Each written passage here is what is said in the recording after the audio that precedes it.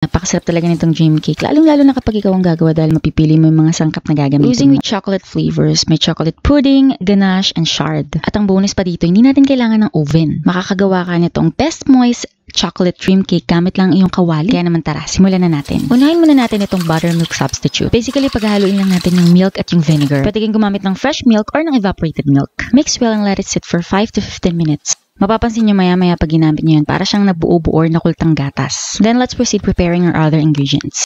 Next are dry ingredients. Paghahalu-haluin lang natin. All-purpose flour, isisift natin para mas maging light, mas madaling haluin dun sa iba pang mga ingredients. Siyempre, ang ating cocoa powder. Importante na pumili kayo ng brand and good quality na cocoa powder dahil makaka-affect din siya sa taste ng ating cake.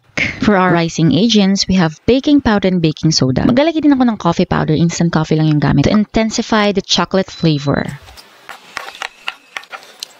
Next, brown sugar. Pagkatapos lalagay na natin ang ating mga wet ingredients. Mix it well. Make sure na well incorporated yung ating mga ingredients, walang lumps or buo-buo. Pagkatapos lalagay na natin ang ating mga wet ingredients. Vegetable oil at yung ating buttermilk substitute na ginawa natin kanina. Again, this is a mixture of milk and vinegar. Buttermilk is a tenderizer. Mas makakatulong ito magpa-moist, soft, at mag-rise ng ating cake. Make sure not to overmix our chocolate cake batter. Kung hindi, magta-toughen yan or titigas yung ating cake. Then, just carefully pour it to your pan. Nagamit ako nitong aluminum pan. Ang ginagamit ko sa banana bread. Pwede kayong gumamit ng anumang shape, pwede din kayong gumamit ng mga llanera, or kung ano man pwede nyong pag-bakean or lutuan ng cake dyan.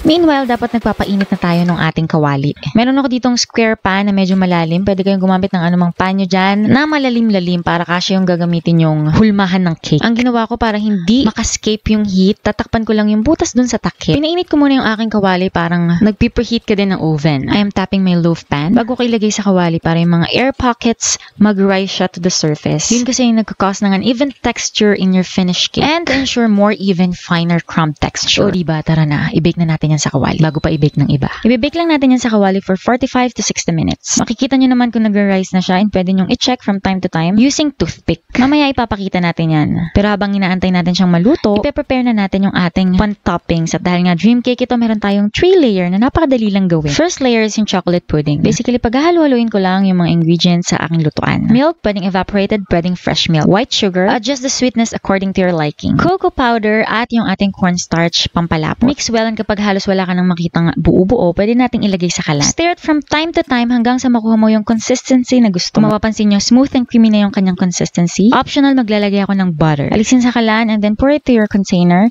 Hayaang lumamig. Next, itong ating chocolate ganache. 2 flavor lang to guys, kaya napakadali lang gawin. Meron ako ditong all-purpose cream. Papainitin ko lang sa microwave. Pwede nyo namang painitin gamit ang inyong kalan. Ito yung favorite kong chocolate na ginagamit. Ang ginagamit ko ay bittersweet or kaya naman yung dark berries, Bekenemen. Chop ko lang ng maliliit para mas madali siyang matunaw. Ilalagay ko na siya dito sa aking pinainit na all-purpose cream. Haluin ko lang silang dalawa hanggang sa matunaw yung tsokolate. Time to check our cake. Tignan nyo naman, napakaganda. Pero toothpick test muna natin. Ginagawa ko, tinutusok ko sa gitna at sa dalawang gilid, pero sa gitna yung una. Kapag ka may moist pa siya, ilulutuin ko pa siya ng bahagya. And when the toothpick comes out clean, and kung makikita nyo, hindi na siya moist, may mga crumbs man, pero hindi na yung basa na kagaya kanina. Kaya naman, ready na yung ating cake.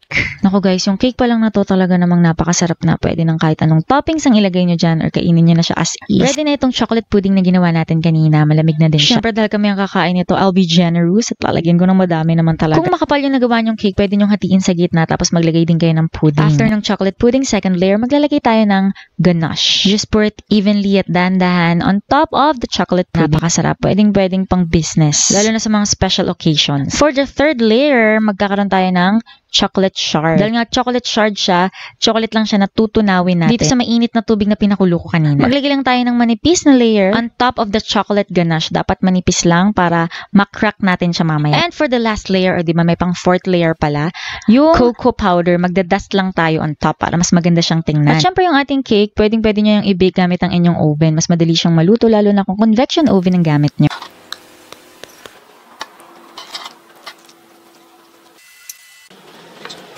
Ayan naman, talagang napaka-moist at napakasarap nitong ating dream cake. Kaya naman i-try nyo na to guys. Saka magugustuhan nito ng inyong pamilya at ng inyong mga customers. Nako. Para sa complete list of ingredients, pinupost ko siya sa description box or sa comment section or sa last part ng ating video.